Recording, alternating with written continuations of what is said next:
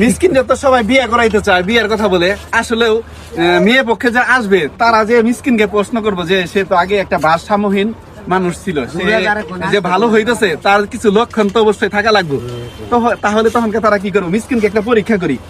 যদি মিসকিন এই পরীক্ষায় পাস করতে পারে আমরা সবাই ইনশাল্লাহ সাপোর্ট করে বিয়ে করাই দিব। তো ইনশাআল্লাহ। তাহলে এই যে মিসকিন ভাই, মিসকিন ভাই তুমি ধরে চেন্ডা তুল লাগাই দাও। তোমার বুদ্ধি জ্ঞান হয়েছে, এটা খাও, হ্যাঁ এটা খাও। মিসকিন ভাই কিন্তু তার নিজের চেন এখন নিজেই লাগাইতেছে।